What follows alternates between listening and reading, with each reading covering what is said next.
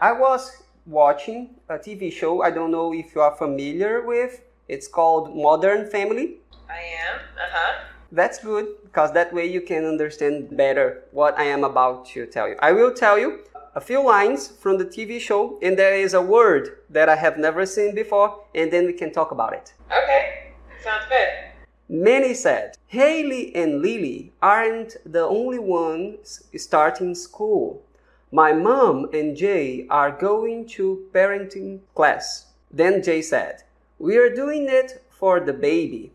Not this baby, pointing to Gloria's stomach. That baby, pointing to Manny. Then Gloria said, Manny doesn't believe that we know what we are doing. A couple of new hairs under his arm, and now he thinks he knows more than his own mother. Finally, Manny said, I know not to embarrass my son as he stands on the threshold of manhood. Mm-hmm. Threshold of manhood, is that the phrase? I was going to ask you that. Can you guess what word I don't know from all that? I would probably threshold, but given the context, can you understand, can you defer more or less what it is, or do you want me to explain it? I would like to tell you what my guess is. Okay, go ahead. I would explain it as edge, like an edge, or like a frontier. Is there a word in English, frontier? Yes. Frontier is usually used, not always, but usually used in the context of landscapes, of a geographical area.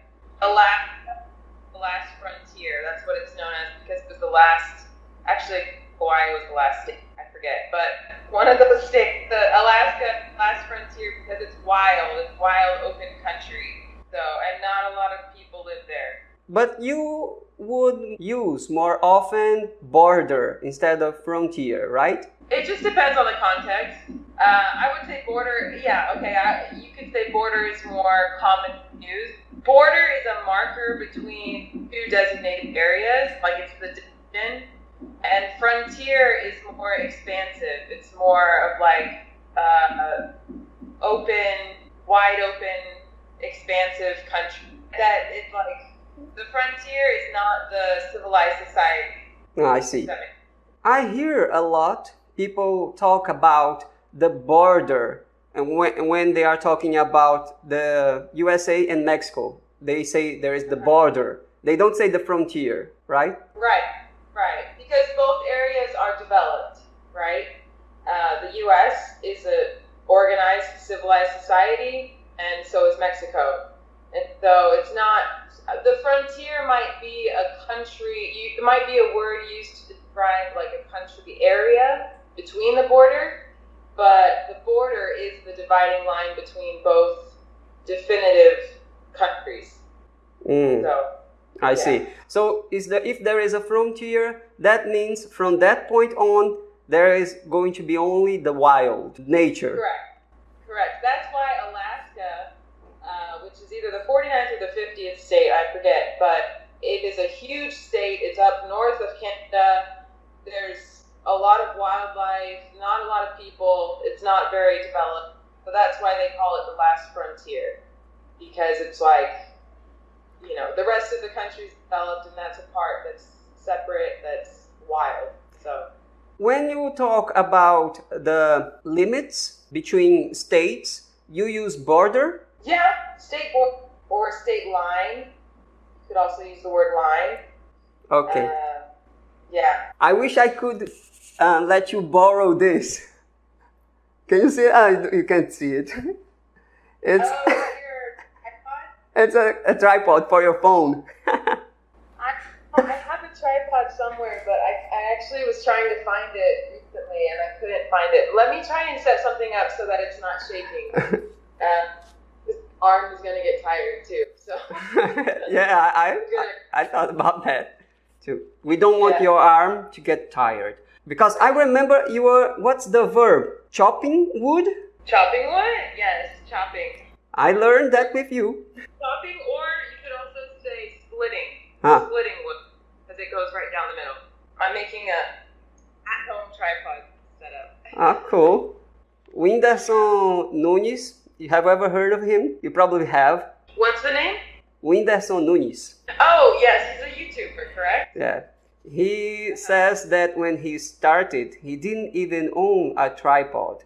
The most famous, right? Most famous Brazilian YouTuber. He didn't even have a tripod when he started. I believe it. So, how would you describe what am I pronouncing it right? Threshold? Threshold? Threshold. So threshold it's a division between either one state to the next. Not talking like U.S. states, United States. I'm talking like state of being to another state. Like to cross a threshold is to mature or to quite literally like go through a doorway. Like a doorway could be another word for a doorway is a threshold. So crossing from one space to another, that crossover space is a threshold. Okay. But word threshold can be used in terms of, like in the context of Modern Family, the example you gave me, they're talking about Manny, I believe, maturing and going through puberty, and he's crossing a threshold into manhood. Like he's not physically, like he's not actually going from one room to the next. He's changing states of being.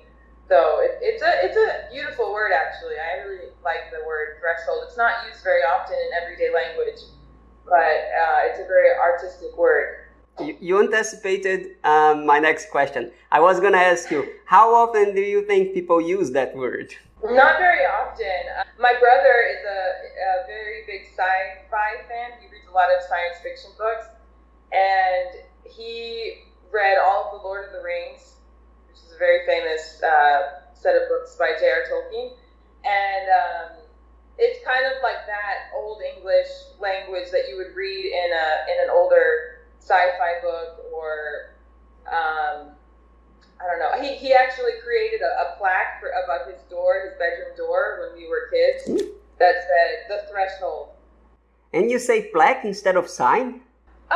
You could say sign or plaque. A plaque is more of like a permanent fixture, like a wooden, or it could be metal, but it's like something that stays in place. You probably know that sounds a lot like placa in Portuguese. A sign is more stands alone, like it stands on the street, like there's a street sign, that's a stop sign, or a billboard, an advertisement, that's a sign.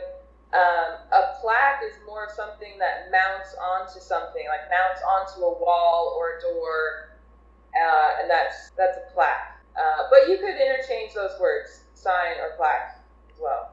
Okay, you're really good at this. Yes, I mean it, because I have classes on Cambly all the time. I love it, and so I have experience at this, being a student, and it's kind of like you are experienced as a teacher in this way, because you answer my questions before I ask them, and you give more examples. That's what I usually ask. I ask, can you come up with a situation in which you would use that word? And you were giving the answers before I asked the questions. Great. I am experienced. I have a couple of years under my belt of teaching English. And I'm just a language geek. I just like languages, including English, including my own. So I like to talk about it. Okay. Isn't she nice? I learned so much in this lesson, and that was only the first part. So there are more videos coming. If you would like to know about them, subscribe to this channel. Of course, I should tell you that Dorothea is a YouTuber herself, and she has a big channel, and I love her channel, and I encourage you to check her channel out, okay? The link is in the description.